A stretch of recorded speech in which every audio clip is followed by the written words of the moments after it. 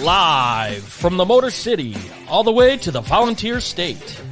It's time for the Reckless Speculation Podcast, where we recklessly speculate the latest news in the world of sports.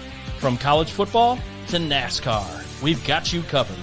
And don't forget to stick around for the world-famous Bet Your Nuts, where we will give you your best bets to make the most money. Now sit back, grab your favorite drink of choice, and join Robbie Davis, Raj Mehta, Brandon Chain, and Tom Sloan. It's showtime. Welcome, everyone. It is 420 for those of you who celebrate. Hope you're having a good time. We are with you guys for about an hour tonight. We're going to talk about Jalen Hurts contract. We're going to talk about the NFL draft preview that's around the corner.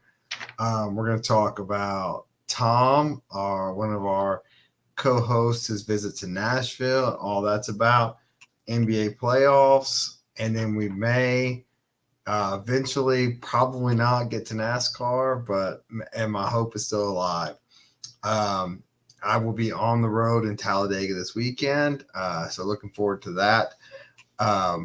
But yeah, so walk, drink, whatever you want to do for this podcast, enjoy it. And so I want to welcome my co-host, Brandon Chain. What's going on, man? Oh, nothing new, man. Nothing new. We're playing golf next week, right? We are. We got a little Macklemore down in Georgia that we're going to do on Wednesday. So looking forward to that. It's going to be fun. Yeah. So we'll be talking about that. The show following the draft, we're going to be playing Macklemore, really nice course on Lookout Mountain in North Georgia, not too far from where Brandon and I live in North Georgia, Southern Tennessee. So looking forward to that. Brandon's alone this week, and so the drinks will be flowing. And then, without further ado, we have Tom, Tom just came to Nashville, to Tennessee again. This trip couldn't have been worse than your last one. So, Tom, tell us about your trip. Yes, this was Tennessee 2.0 Nashville edition. So the wife and I and a friend of hers and her boyfriend, we headed down to Nashville to see Luke Combs. He was playing at Nissan Stadium. So we came down on Thursday, and we were fortunate enough to have you there. You and Allison were there. So we got to go to the Predator game Thursday night, which was really cool. So here's a couple snapshots of the Predator game. If you focus your attention to the lower right, there's our better halves there. And yeah, that's right. So we had a great time at the game. Predators won in overtime over the Wild. An insane kind of behind the back, through the leg goal. It was awesome. It was right on our end. We were right off the ice. It was really cool. And here's some pictures from the Nashville Shenanigans concert, and the moonshine was flowing. I'll just say that.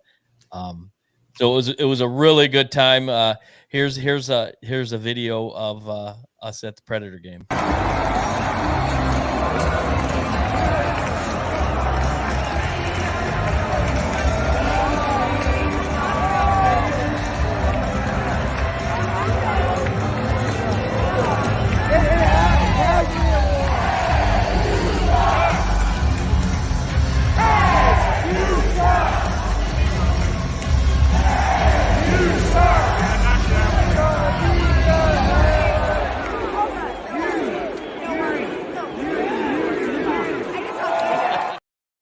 So that was a lot of fun, and did some drinking, and like I said, we did some moonshine tasting at a couple places, and Nashville's always a good time, but I think 3 days is your limit. After that, it's like, all right, I got to get out of here, and so that's how it went.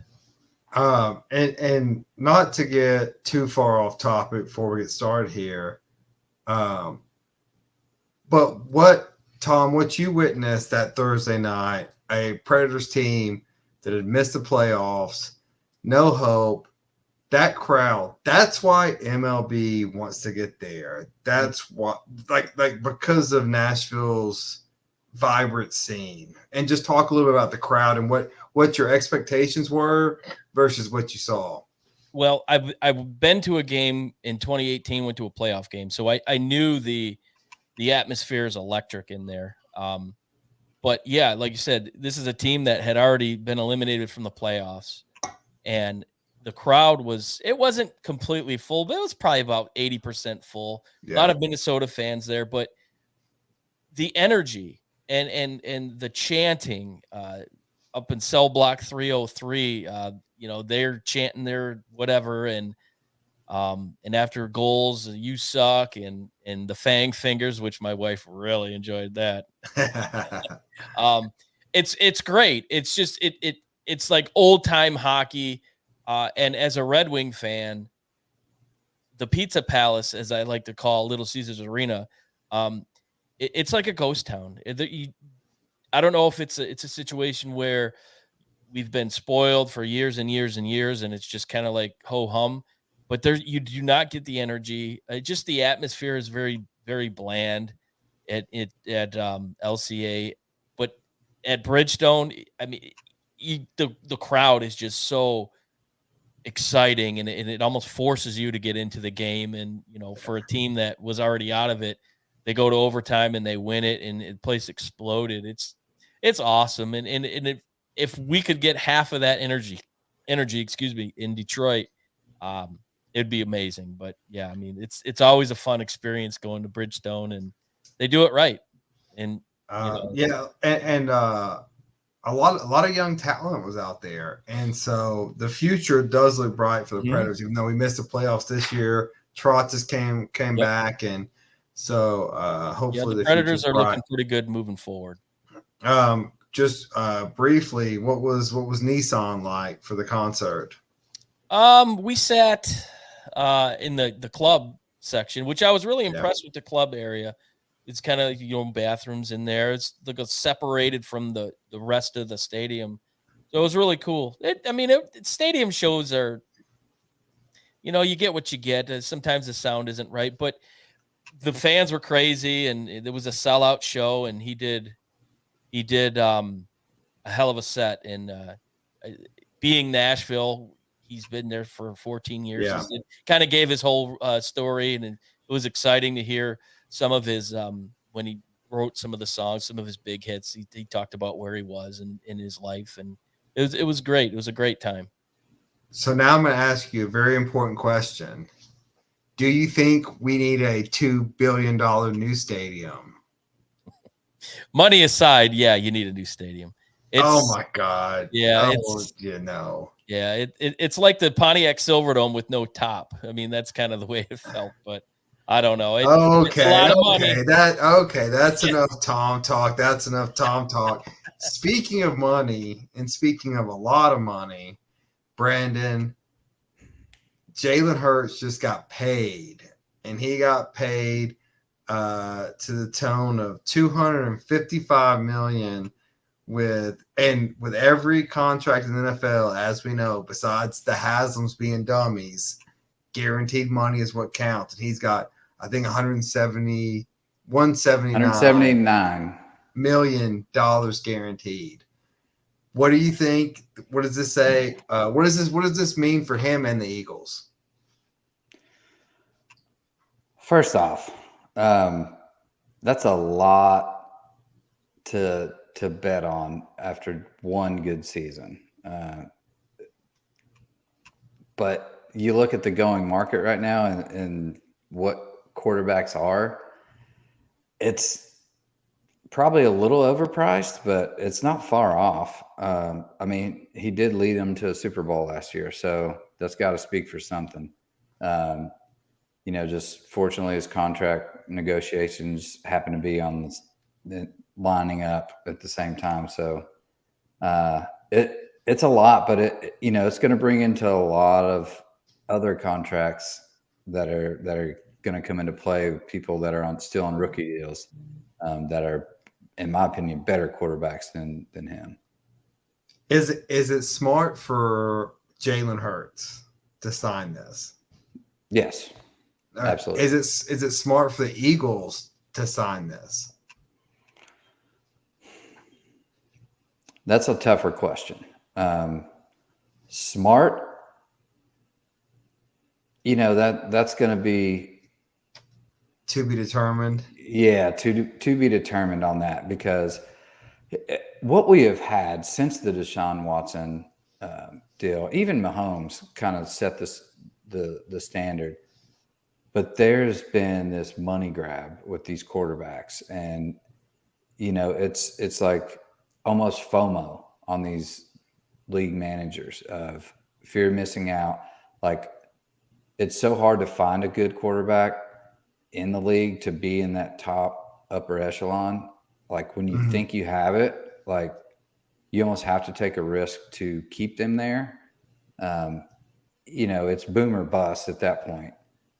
But again, last year's track record is trending upward. So I don't blame the Eagles for this move.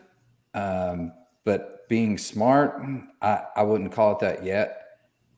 Now, if he has another good year and they do well in the playoffs, even if they don't make it to the Super Bowl, but if they do well in the playoffs, I think they did a good job here, because it's, as you know, with the economics of the league, it's continued inflation, and you sign your guy and get him at that price, market value, as soon as you can. Well, so I'll put this premise out there. The Eagles got ahead of Burrow. They got ahead of Herbert. They are in the weaker conference. They probably, assuming Aaron Rodgers leaves, they've got the best quarterback in their conference now locked up for the foreseeable future. Tom, going to you, do you agree or disagree with that premise? I think the way you put it, yes, I do. And then looking at this contract, it's very team friendly. It's very player friendly. They've kind of positioned themselves to be able to convert a lot of the money later years into bonus. So I think that makes this contract more friendlier for the team if they need to make moves elsewhere. But yeah, I mean, that is the question being, how much is Burrow gonna request, and how much is Herbert gonna request, and being able to lock him in. Yeah, this is the biggest contract money per year. But seeing what Mahomes got a couple years ago, you can only imagine that Joe Burrow is gonna garner something similar. So to be able to lock up Hurts now before he does have another, possibly MVP type season where that number jumps. So it probably was the smarter thing to get ahead of it. Yeah, and there's a lot of technicalities about the salary cap and how it works. But like, for the people who are watching, don't be confused. These owners can write these checks. Like, so these are multi-billionaires who have billionaire pets that can write these checks. Well, this is their little like we might play cards or something, or go shoot a round of golf. Like, this is their toy, an NFL franchise, so they're not hurting. So with this astronomical money being thrown around, Tom, we still have the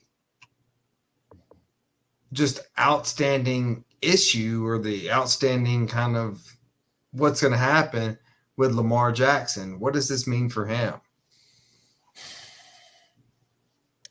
I think this means more that he'll probably agree to stay in Baltimore for maybe 1 year, take that the offer that was available to him. I think it's clear him not having an agent has hurt him, specifically in the negotiating. There's not a team that's going to say, hey, all right, well, we're going to bend to your demands. It's not happening. So, and you don't hear any news out of the Raven camp about them trying to move up to get a quarterback or them going after a free agent. So no news sometimes tells me that's good news for maybe a reunion between Baltimore and Lamar Jackson, especially with Odell going there. And then I saw today that Hopkins potentially could still be going to Baltimore.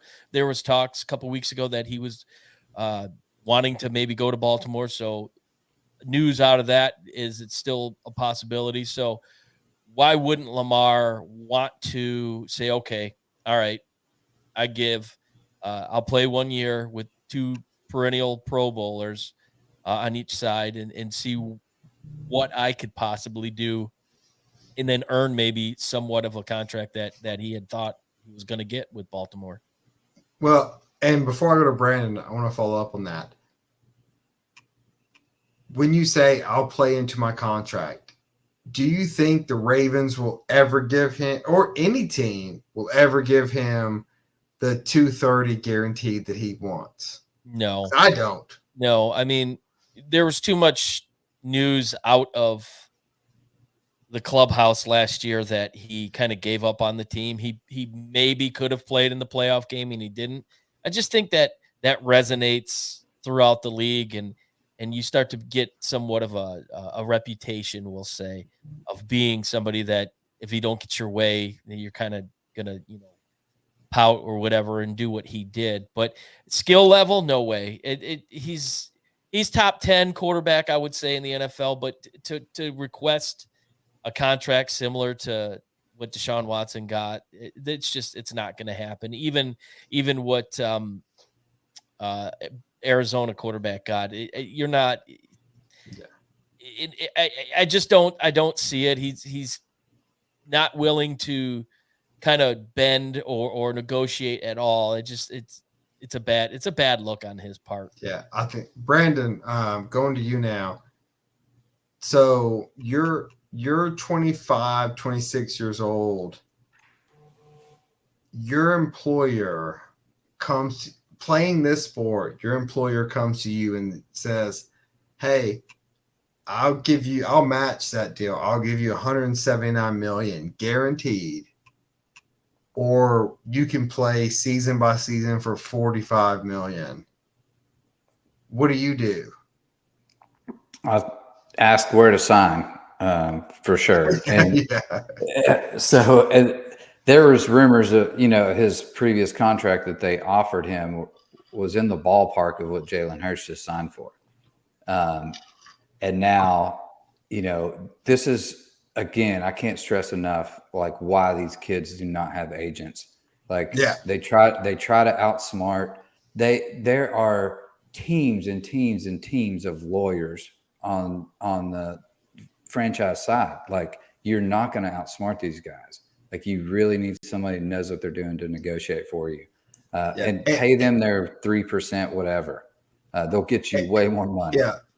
And just to clarify, what Brandon's talking about is, so the teams have tons of lawyers, obviously. The players have to have lawyers that are certified from the NL or NFLPA. So you're not having your buddy from high school coming to represent you. You have to be certified. So they're no taking advantage of players. This is legit attorneys or licensed agents. Go ahead, Brandon. Yeah, absolutely. I mean, all the rules, all the ins and outs of the NFL, how they work, how everybody operates.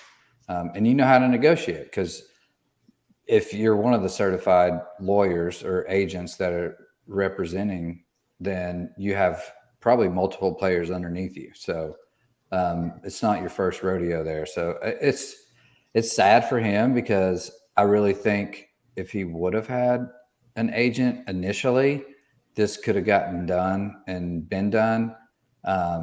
Now it looks like, with that transition tag that they put on him, and no one offered him anything. Yeah. And now all that did was save Baltimore $12.5 million.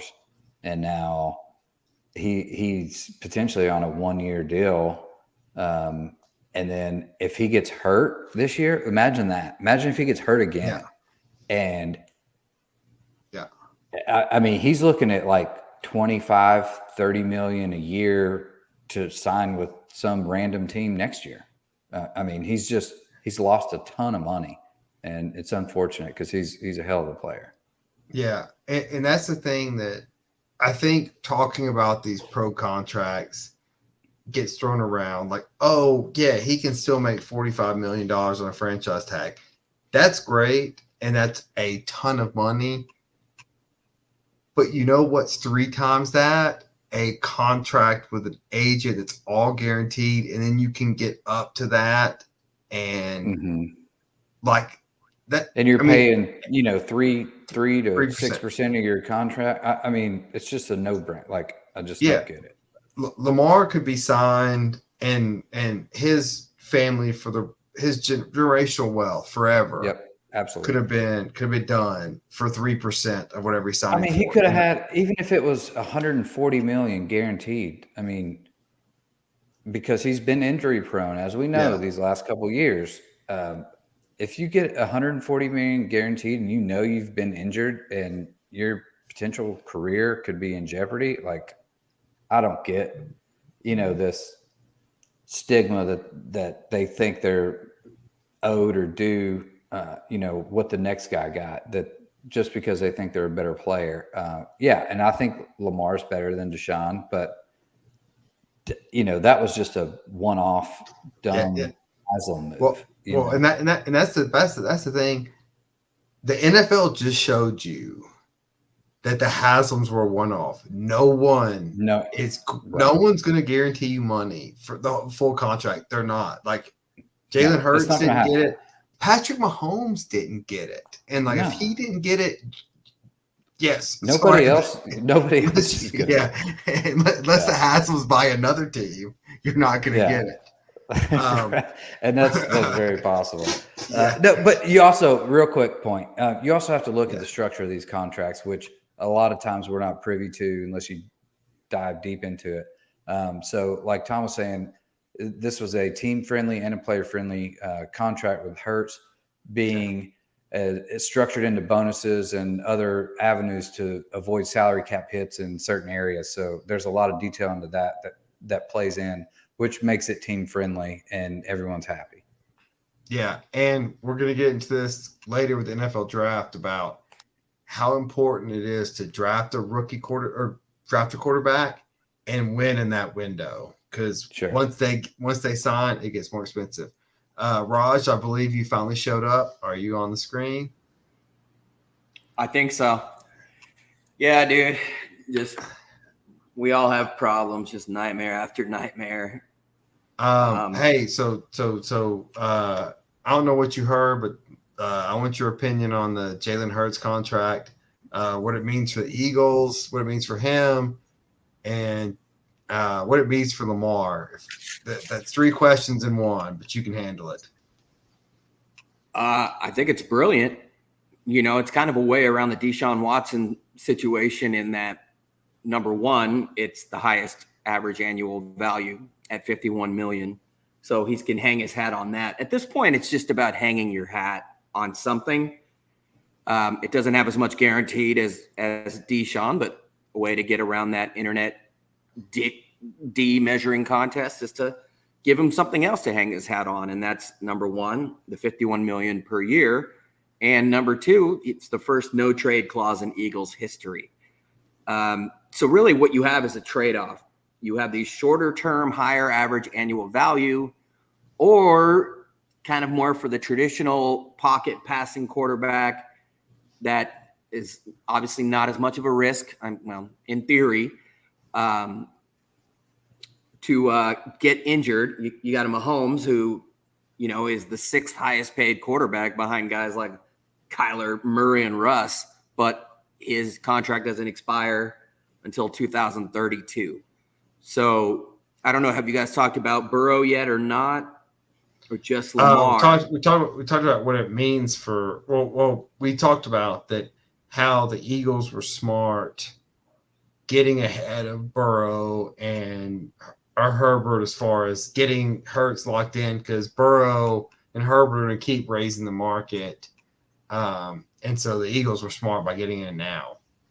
Yeah, and those are traditional pocket passers. Like Stafford had a contract through 2027. Goff, Daniel Jones. It seems as if guys that are more prone to be injured based on their style are getting shorter term, higher money, and that would leave Herbert and obviously who did we just say? You said Herbert and Burrow, of course. Burrow. Getting these benefits such as longer terms, no trade clauses, just super.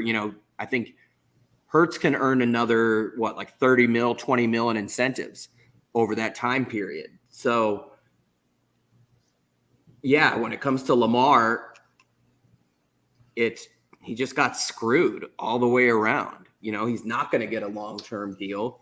He's probably not going to get a ton of guaranteed money. He's not going to get 50 million per. Well, Raj, you're a lawyer. I'm a lawyer. We take up for lawyers.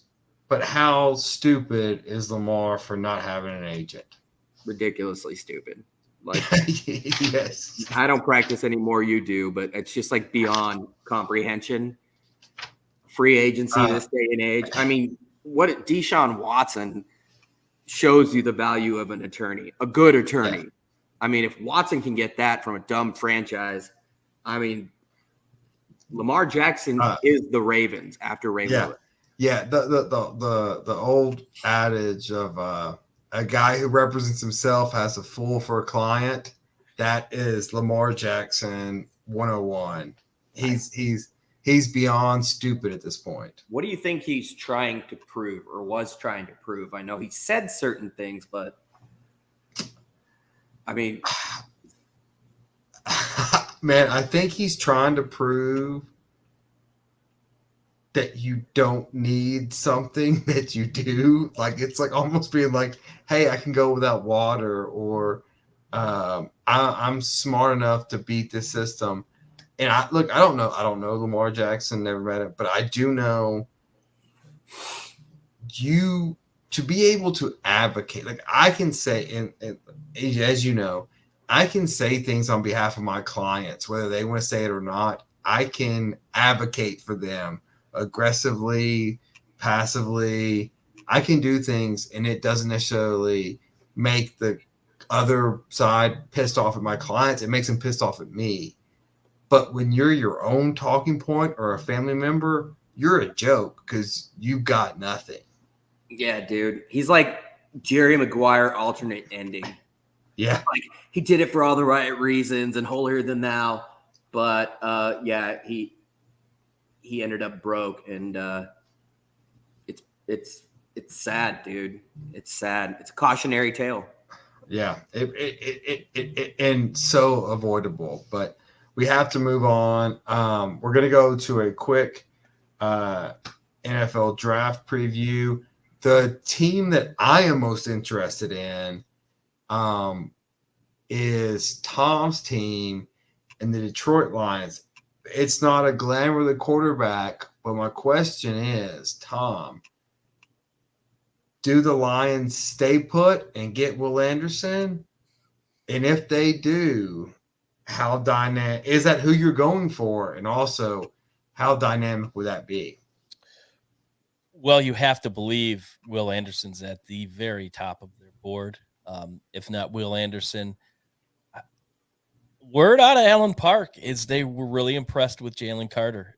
He was in Detroit the other day, and they were really impressed with him. But that's the Fitz lineman from Georgia, right? Yes, yeah. But with the baggage.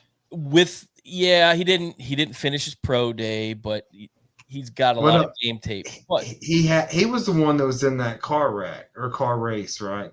No, that was somebody else. That was another guy. That wasn't. Are you sure? I don't think it was. Okay, maybe someone will correct us. Not sure. Yeah, I'm sure Raj, Mr. Encyclopedia would. Yes, he was racing that car. So he was. He was racing the car that didn't get killed. The teammate got killed. That's what I thought. Interesting. Well, my bad. But Brad Holmes, if there's a potential to get more picks.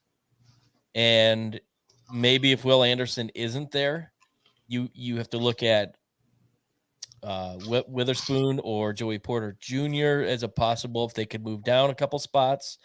But he seems to be pulling the right strings the last couple drafts. So I do believe that if there is a potential landing spot for them to give up that 6th pick to move down for more picks, he's definitely the GM that would do it. Yeah. So does Carter racing that car bring you any hesitation now? Or not on this team, because they've changed the culture. Like we talked about last week, the old regime is gone. There's a new culture. It's on the winning trajectory. So I think him coming to the Lions actually would benefit him, because Dan Campbell doesn't take any slack. Aaron Glenn doesn't take any slack. So it's going to kind of force him to, straighten up. So it maybe a little bit. So I'll add one more thing, because I think I have this right, and hopefully Raj in the text box will confirm that I do have this right, or I do not. Either one. I want to say Carter said, I will not meet with a team outside the top 10 because I'm going to the top 10, even with this baggage. And so to me, if that's true, that's a little ego check for me. And that worries me. It's ego, but is it confidence? I don't know. I mean, that's Raj confirmed. Yes. Raj is my legal team. He's the go-to. He's the go-to. Yes. So I compiled. So I asked all the guys to do just a 3-round mock on PFF.com. So here's mine, and obviously it's all randomized. You can make trades. You can propose trades. I just went straight up because I love Devin Witherspoon. I think he's a day one starter. Detroit just traded Jeff Okudah, which was a horrible pick 3 years ago. So that he'll fit in nicely. They have some depth at corner. Being able to add him would make them even more dynamic. I love Nolan Smith with their second first-round pick. I think he's a very smart player. He's very athletic. I know he got hurt and he missed the end of last season. So I think he would fit in nicely. They've got Rodriguez out of Oklahoma State, who they got last year in the 6th round, who made an impression. So I think he would really bolster up that linebacker or edge position. So, and then this is a pipe dream as far as I'm concerned. Hendon Hooker will not be there at the 48th pick. If he is, I'd be more than happy. I was gonna say, Raj, Tom, if you get this draft, then you should be the GM of the Lions, because this is an excellent pick for the Lions right here. Yeah. Yes. To get a tight end that late in the 2nd round. But Detroit has a lot of picks, and this is just 3 rounds right here, even though there's 4 picks. So pipe dream, but Witherspoon's a potential. I think he'll be there at 6. But it's a question of, I've heard Will Anderson, there's a potential for he's going to slide. I don't know how that's possible other than a team moving up to get a quarterback. And then I heard today that CJ Stroud is sliding down in people's boards because he failed some tests miserably, and it's Young aced. So, you get all these narratives outside of actually playing football, and I think teams make decisions that way, but we'll see. All right, Raj, going to go to you. What do you think the Raiders are going to do with their pick, and what was your mock draft? Well, as you know, I've been on the road all day, and I just had to do it quickly.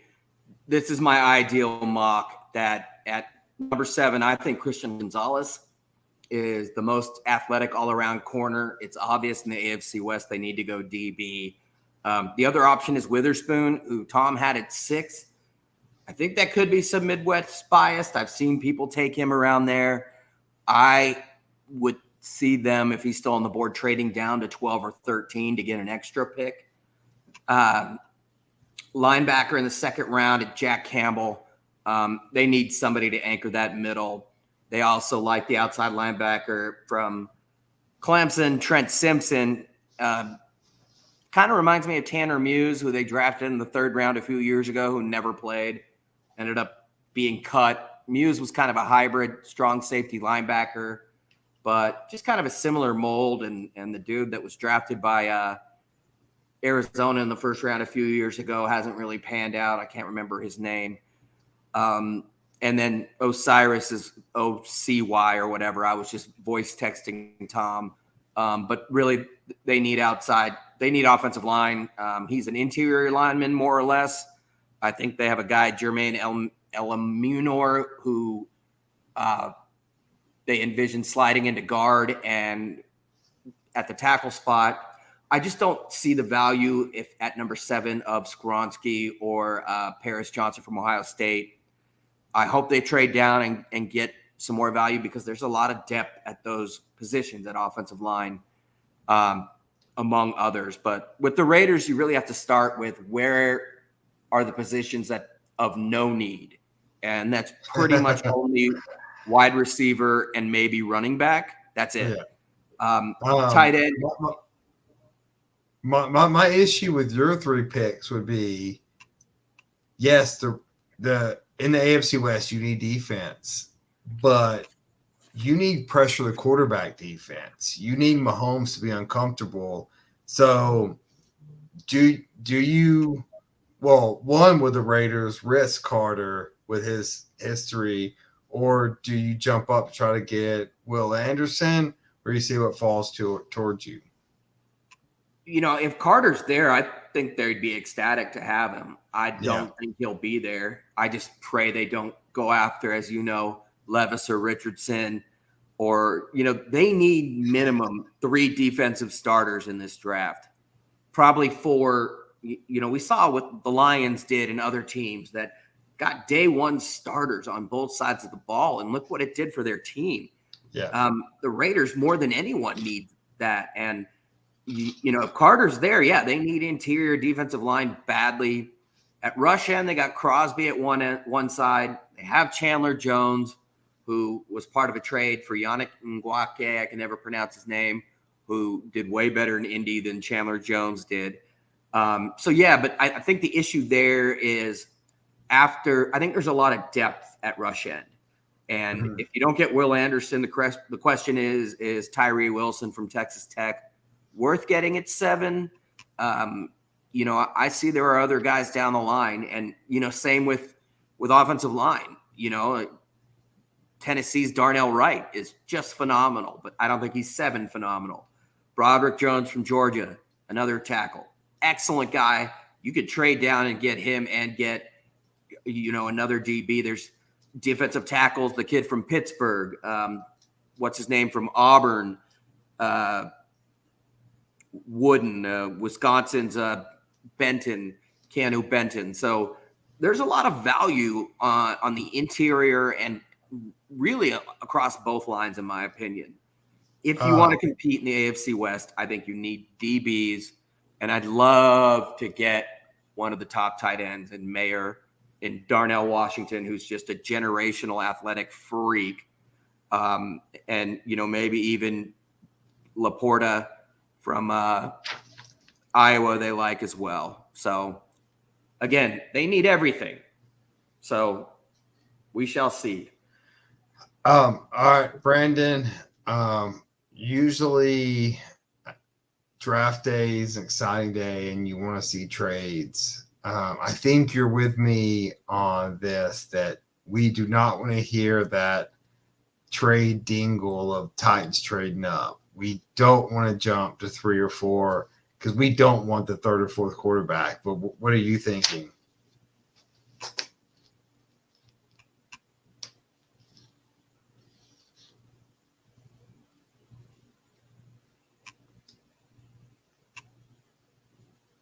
Sorry, I was on mute there. No, I agree with you. I think because it's somewhat of a need for the Titans that, the media kind of takes it and runs a little bit. Maybe there's, a little smoke here or there on us trading up, but man, if we do, I'll be so pissed. But on the flip side, we just don't really have the draft capital to do so. I agree with nor that. the salary cap. So I just don't see how you can make the numbers work on the business side of things, especially when we're needing almost every position right now. It would drive me crazy if we traded up. Tom, can you show what Brandon's draft was? Okay, so we got Ohio State receiver and then a tackle from Ohio State. Yeah. Well, those are two positions of need. So I did my draft and I went wide receiver. It was just who was available at that time. Right. Was Hooker available in your second round? He was not. Okay, yeah. He was not available in my second round. So that's why I took, a tackle, because those are two immediate needs that we need. And, who knows what Traylon Burks is really going to do. He's supposedly our number one right now. And, I've got questions about it a little bit. I still am a little butthurt about the trade with A.J. Brown to get him. So it's yet to be determined, because he has not surprised me from the time he's been on the field. So, yeah, for a team that needs almost everything, we have an aging running back who still a stud, but we have nothing to extend the field to protect him. And yeah, I don't dislike Tannehill. I just think we have given him no favors. That AJ Brown trade still just I still don't get it. And that's why J-Rob got fired. That was the demise.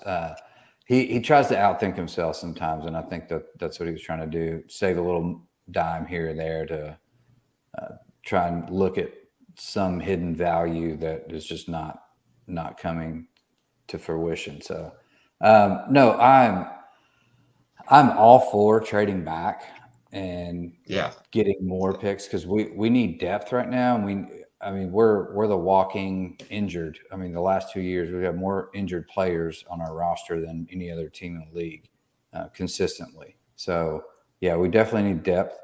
But again, this mock draft thing, it was fun. And, some of my players were there that are highly ranked. Obviously, they're from Ohio State. But I have seen, Paris Johnson Jr., which I would take over DeWand if he's available. And the new signing on Wednesday of Chris Moore from the Texans, he's a wide receiver, had his best year. So that makes me kind of think maybe they're not wanting to jump on a wide receiver first round. Maybe they're going to fall back, because it's not the deepest field, but tight end I think is. But wide receiver, you can still get one in the second or third round pretty decent. And I wouldn't even be opposed to Jalen Hyatt later in the rounds as well. So and speaking of UT guys, and we've talked about Hendon Hooker, and I've thought he should be late first round, early second round the whole time. I read an article today, though, that puts the other side of that equation on some devil's advocate. And any of you guys want to jump in on this, let me just explain what they said. They said, look, you're getting a quarterback who didn't do well at Virginia Tech.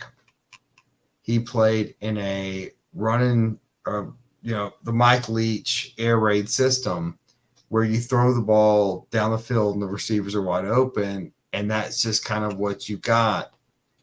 Can that match the tight coverage in the NFL?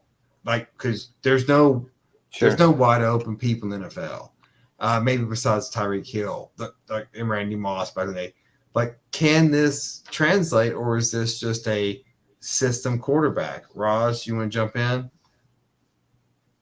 Yeah, I mean, I did see that article as well, and it just seemed to somebody looking for clicks and being devil's advocate. Um, Technically, everyone The Clay Travis of the internet. exactly. Technically, everyone is a system quarterback. What I see when I see that kid is I see a leader. I see a great decision maker, and that's what you need. I see a guy that can make all the throws. I see a kid that can stay in the pocket and go outside of the pocket. A lot of things that are different from Richardson and Levis. I get what he's saying, but you also got to take into consideration the other side, that those Virginia Tech teams were ass. He didn't have any skill position players, really. The lines weren't that great. Different system. We all know that's a defense special teams school, if you will. So I can't knock a kid for great play on the field, just the same way I can't bump a kid after he was sucky on the field. Yeah, A la Levis and Richardson. yeah, and I agree, Ross. Like, whether you're open or you're covered, you're still dropping dimes in like those. There wasn't like I gotta back up and wait for the ball. They were dropped in there. Brandon, what are your thoughts? He threw guys open, guys like Hyatt and other guys that people didn't know were that great, and that doesn't happen without him. Right. Well, here's the thing. I think he gets a big knock because of his age. I think that's a big factor right now, which, in my opinion, is an old school way of thinking. If you look at the, progression of the NFL and how they protect the quarterbacks now and how much it is a passing league, the longevity of a quarterback is way longer than any other player. And, age at that point, so what if he's 5 years older than Anthony Richardson? He's 5 times as accurate, so that's a big plus in my book. So I think he's one of these sneaky players that could be a steal in the draft that could really make waves on the right team. And, again, this whole systematic quarterback. Well, you look at, what Heupel did here with that system. So he found the right system that fit Hooker, right? Okay, model that if you're going to draft him in the NFL. Like, take that into consideration. Yes, the windows are going to be tighter. Okay, you got to sharpen up on that. But you have to adapt your offense to the strengths of who you're drafting. You can't just run an offense and ho hum ha. That's what it's going to be. So Brandon, that's one of my fears is I don't want Hooker to go too early because I'm worried that if it doesn't work, the NFL may come and poach Heupel and say, "Hey, does this whole system can the whole thing work in the NFL?" The whole spread them out to the sidelines and run plays. But enough of football talk. We've got a little time left. Raj, the Lakers dropped an egg last night. No Ja Morant. No contest. No AD didn't show up. He might as well have been hurt. But hey, the Lakers still won a road game. They've now got home court. What are you feeling as this series progresses? I mean, I was scared going into last night. The way they closed game one on a 16-0 run. Memphis is a young, aggressive, versatile team. And you knew they were going to come out on fire. And I swear, today is 420. I think the Lakers thought it was yesterday because they just looked out of it all night. They looked high. Davis possibly was on the take with some of his play. D'Angelo Russell's a guy that averages about 18 points. He shot 2 for 11. But really, it was from jump that, a guy like Xavier Tillman, who averages 7 and 5, a Michigan State guy who had a career night, scored 22 points, but he was just up in everyone's face from jump. And he set the tone. And the Lakers had 12 turnovers all night. but the 5 of them came in the first quarter, which Memphis turned into a 22-8 run. And after that, they out-hustled them. Every time the Lakers looked like they'd get back into the game, they get it down to 6, Memphis would get an offensive rebound and get an easy basket. They just wanted it more. And this is the NBA, dude. They're all professionals. And Tyus Jones, as LeBron said, last thing I'll say, he's led the NBA in assist to turnover ratio the last 5 years. He's no slouch, dude. It's just a different style, and whoever wants it more, you can win on any given night. Yeah, and those of us who are walking and listening, those of us who are drinking and listening, just know we're going to go a little long tonight, but we have a very important topic that I've kind of let slip. But right after us, we have the Golden State Warriors and the Sacramento Kings. And Raj, I know you wanted to talk about this. Draymond, he does what he does, and he's, I think, over emotional. And he got suspended for a playoff game with his team down 2-0. I will say, before I go to you, I will say this.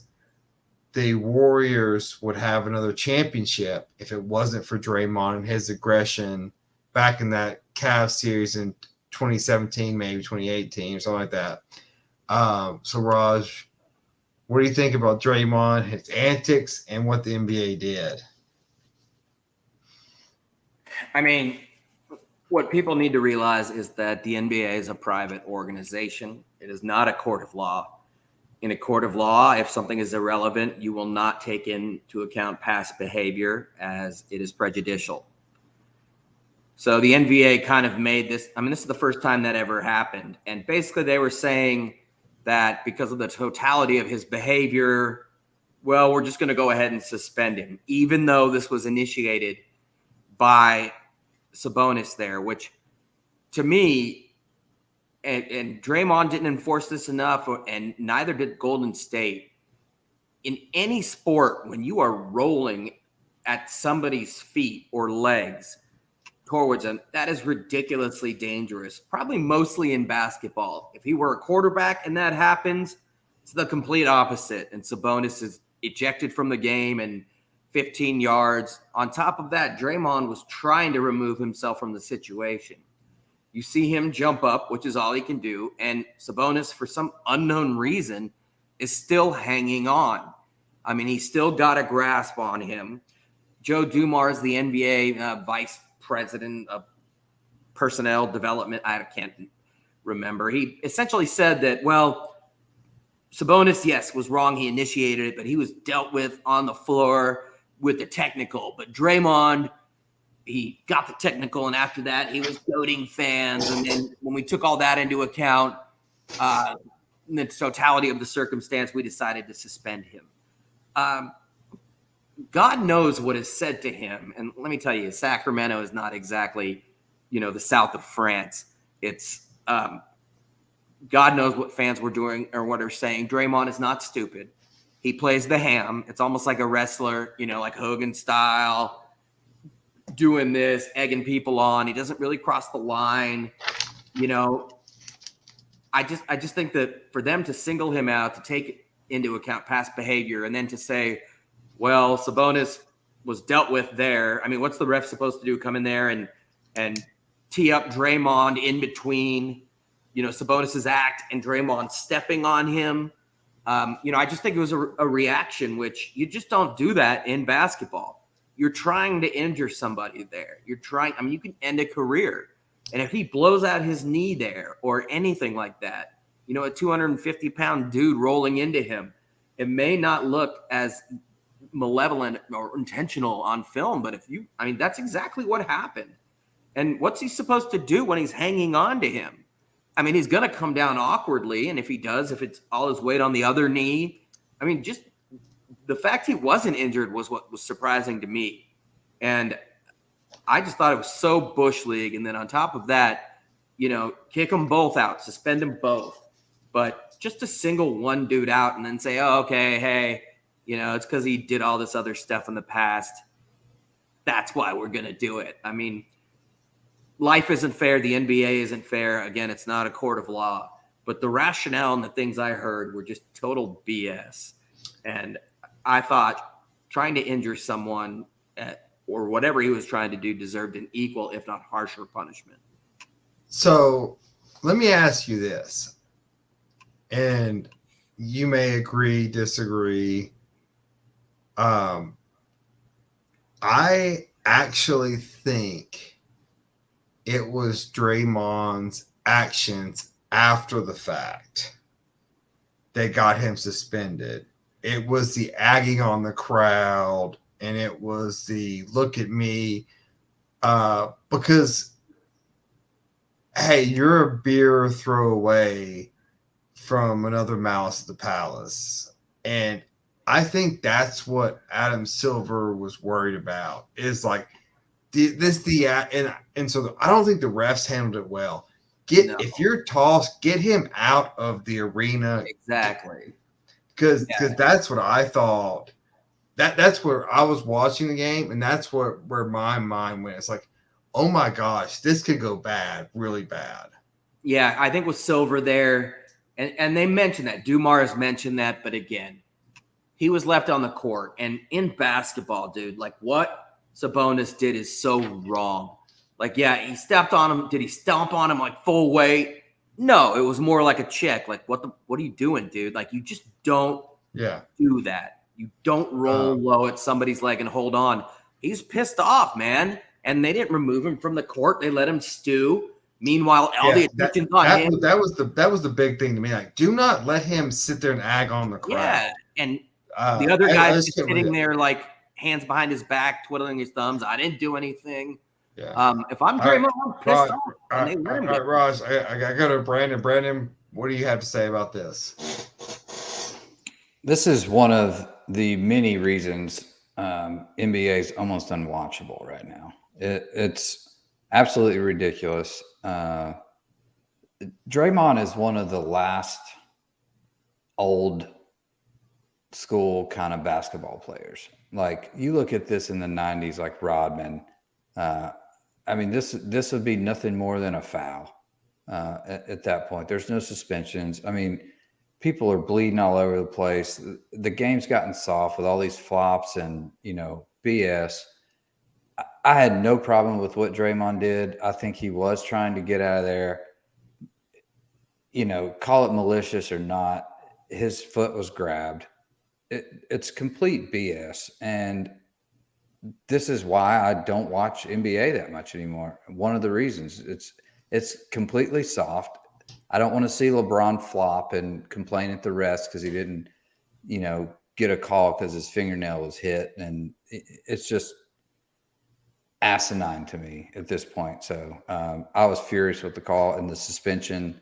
Like a technical, okay, whatever, move on. But to suspend him, I mean, it's like Raj said, it goes back to his track record. I mean, this is complete BS. Yeah, and Brandon, listen to you talk about that. It brought back a memory to me. I'm not sure if you remember this or not. We once had an AAU coach who would tell us every time you set a screen, step on someone's shoe and then move forward or bounce, push back on them. And then you go forward and you grab these little advantages.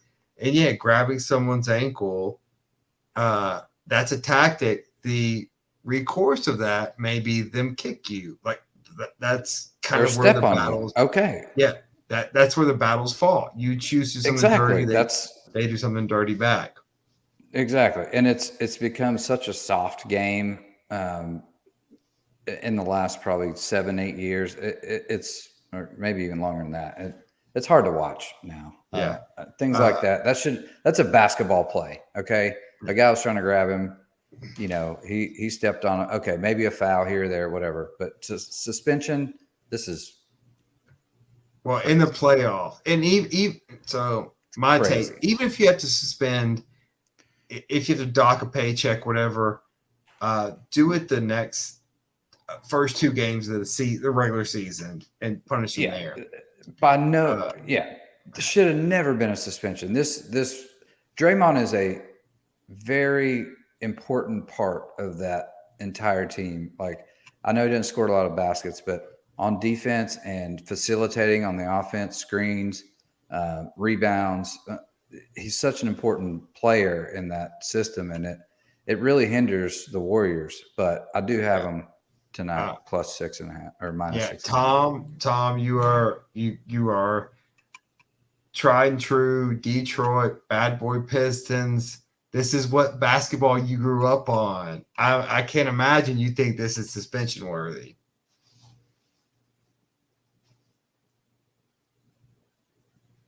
Yes, you are absolutely correct. Brandon said unwatchable. I concur. It just seems to me that, you know, you breathe on guys and there's a foul called, and it's ridiculous.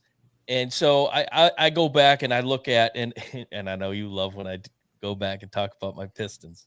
Rasheed Wallace in 2004. Obviously he had a track record. He was the tech king. Anything happens, you know, they were quick to pull the trigger on him. So, and his reputation gave him a lot of suspensions that he probably didn't deserve. And I agree with Brandon 100%. He's kind of the last of the old school type of NBA players that actually played defense. And you can see what happened to that team after he got ejected. The Kings went crazy and they just couldn't stop him. But yeah, I mean, I think when it comes to the playoffs, track record aside, you got to look and make that decision based on that play. In that play, Sabonis pulled him down and held on to him. And was it a little egregious? Maybe a little bit, but there was justification behind it being egregious. So to suspend him in a playoff game, and this coming from Joe Dumars, who he's a legend. He was my. That's what I was gonna say. It doesn't matter that it's your guy, Dumars, on the bad boy Pistons that made this decision. Dumars was literally my favorite Piston growing up, outside of Vinnie Johnson. But you just can't make that. You can't make that decision. And I agree with a lot of talking heads that were talking about it as well. They didn't agree. Not the right time, not the right place. Game 1, it was really chippy back and forth. Sabonis was really getting under Green's skin. So if you're going to suspend one, you got to suspend both, because it just it wasn't right. And now Joe Dumars aside, it wasn't the right decision. And maybe it's the topic for the summer when we don't have a lot of sports to talk about. But is it time for like this NBA to look at a hockey kind of penalty situation where it's like, hey, Draymond, you have to set out a quarter, like penalty box for a quarter before you come back in, or something like that, as opposed to, because, man, a game in the playoff, the Warriors lost a championship because of a ruling like this.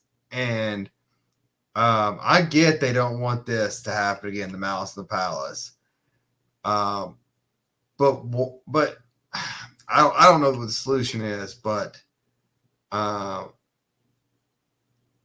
I don't think it's that's a pickup. That's a pickup play game, or a pickup game play. Yeah, me. I mean, if someone grabs my ankle on the street courts and get off my ankle, and I'm going to push you down as I run back.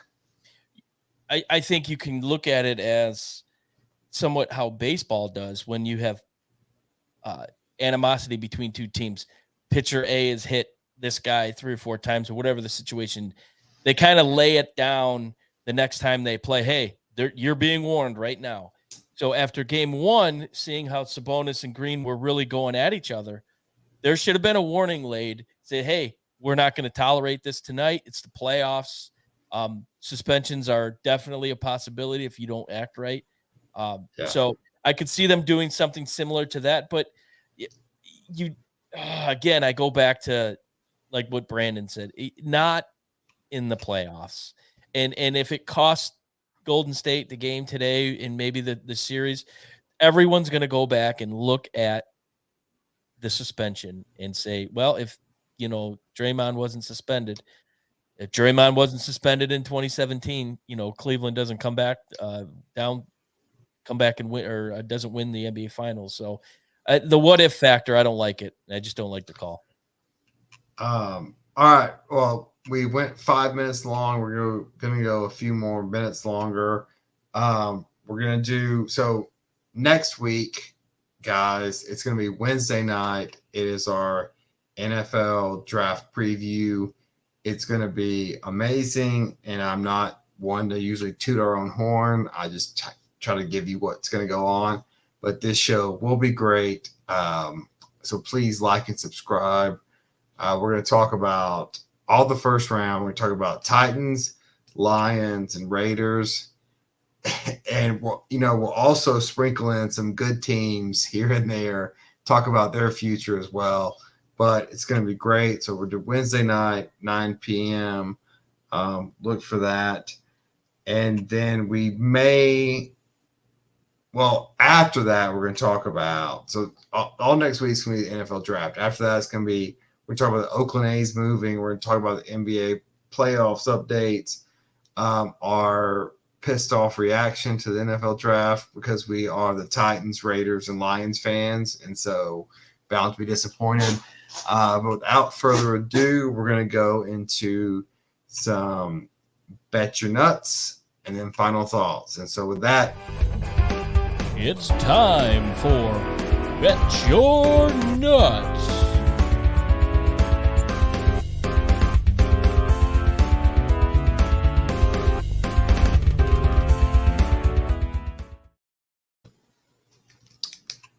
all right, so this is world famous Bet Your Nuts. It is free money, probably, most likely, allegedly, all your legal terms.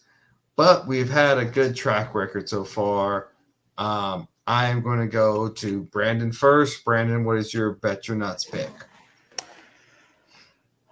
So I'm going to go to the NBA here. Tomorrow night, I really like the Cavs +2 versus the Knicks. Donovan Mitchell and Garland, they're taking over the guard positions. Mitchell last night, I think it was last night, 17 points, but 13 assists. Like, he's really facilitating the game. And Garland had 32 points, 7 assists. So these guys are moving the ball. They're scoring points when they need to. I really think they can dominate here. I like the Cavs +2. Oh, Ohio Homer, of course. Tom, what do you got?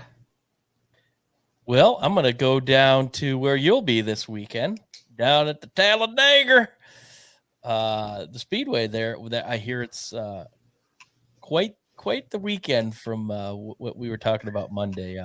I'll have to make sure I find my way down there one day. I will probably see more boobs this weekend than I have seen in the last 10 years of my life. Well, hopefully they're worth looking at. But anyways, I'm going to go. This driver just came back last week after a few weeks off. Oh, boy. And in the last 10 races, as if you have followed the show, this is my theory I do. He's won 2. And I'm not talking about Ryan Blaney, who is also 1-2 in the last 10. I'm talking about Chase Elliott. Yeah. He's plus 1,200. So there's a nice odds to win some money. So put some money on Chase Elliott to win. And I got a bonus nut. I got to represent the NHL. And Raj will be happy with my selection here. I'm going with the shiny silver helmet LA Kings over the Edmonton Oilers. It's plus 120 with the money line. Give me the Kings to upset Edmonton and take a 2-1 lead in the series. All right, Raj, what do you got? Yeah, I like that too. Depends on Fiala and Gabriel Villardi. If they're both back, the Kings, I think, are the better team. But I thought Brandon was going to go tonight with Golden State because I also like them, because the NBA has shown, just like Memphis did, that these are professionals, dude, and they're going to come out and play even harder. But in the end, I'm going with Philadelphia on Saturday, -6. They beat the Nets tonight by 5. They're up 3-0. Harden got kicked out tonight. The Nets are done. This was one of my go-tos was this series ending in 5 or less, and I can't remember what the odds were, but I was all over it. And I think Philly sweeps. I'm surprised it's only at 6. I can't see the Nets showing heart and putting up a fight. They just don't match up at all. All right. As Tom alluded to, yes, I will be at Talladega this weekend. I may get some video clips of me in the process. First time in a NASCAR race, huge NASCAR fan, but first time being there. With that being said, I'm going with Old Faithful, Kyle Larson. He's plus 1,600, so 16-1. Man, he's the best race car driver out there right now. And given it 16-1, you got to bet on him. So I'm going Larson at Talladega for his 3rd win of the season, and really looking forward to it. Final thoughts. Raj, you're still here we go. Final words. Raj, you're still on screen, so what do you got? I can't believe how big of a douchebag Dylan Brooks is. Instead of talking shit, the guy should just write shit on his giant forehead and save the time. If people don't know, by the way, in 2012 he called LeBron the greatest player, but yesterday he was talking trash, saying that I don't care, you got to drop 40 on me. What he's done, he's old. What have you done for me lately? And this is a dude that just some history. He said Klay Thompson sucks. He fractured Gary Payton Jr.'s elbow. He's gotten with all kinds of beef with Draymond. He hit Donovan Mitchell in the nuts. And that was just the stuff he caught on tape. He's just a cheap shot douchebag. Russell Westbrook called him trash.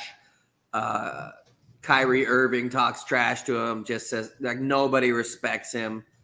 He likes to be the heel, a stone cold guy, but I remember this douchebag when he was at Oregon, and he wasn't this guy. He's not that good. He doesn't do anything great. The guy is even been booed in Memphis. I get it, dude. You're getting clicks. People come to watch. But I'm this guy that doesn't make that much money, and he's already paid $250,000 in fines. But when you call out LeBron, dude, one of the greatest ever, a guy who had 20 points and 10 rebounds in the playoff game, that was his 103rd playoff game with 20 points and 10 boards. He says he pokes bears, dude. Show some freaking respect, man. You can be the douchebag and get your clicks and be that guy. Funny, though, when Draymond does it, he gets ejected and suspended. But just basketball is a game of respect. And to say things like Klay Thompson sucks or calling out LeBron, man, you're crossing the line, dude. There's code there. And this dude keeps violating it, and he is a giant douche. Well said. Well said. Brandon, we're coming to you next. Final thoughts? As I said earlier, NBA's getting harder and harder to watch, but I am still tuning in. So we do have that to look forward to see what happens. I am on Golden State. I did say that earlier tonight, Raj. Just they started at 9 tonight, so it was a little late for the bet your nuts, but I do like Golden State tonight. That being said, I am looking forward and also scared to death of the NFL draft next week. I have no freaking clue what the Titans are going to do under new management. I mean, we are, they keep trying to put this word or syllable in it's retooling. We are not in a retooling situation. We don't have any tools left. Like the only one we do is Henry, and we don't have a line to protect him. So we got to use that value somehow. So I have no idea what they're going to do. I'm scared. I'm excited. It's going to be fun. It's going to be an awesome show. Like you said, we're going to be coming off the golf course hot and fresh on Wednesday. That's right. It's going to be. I did not realize that. Yes. Yeah, it's going to be a fun show. So looking forward to that. Hey, Tom, we probably need a 10-second tape delay coming next week. I just, as soon as you mentioned that, I thought to myself, oh boy, are we going to have Robbie at Showtime? We're going to have to put an APB out on him. Wow. Wait a minute. What day's the draft again? The exact day? The draft's Thursday. We're on the day before, so we're going Wednesday, the 26th. That could be a problem because one of my boys from college lives in Memphis and makes way too. We'll talk about this after the show. Yeah, dude, by the way, I'll probably be in a suite for Game 5. All right, Tom, your final thoughts. Nice. My final thoughts is I'll go back to the bonus bet I had on Bet Your Nuts. The NHL playoffs have started, and if anyone has ever taken the time to just sit back and watch, if you haven't, I encourage it.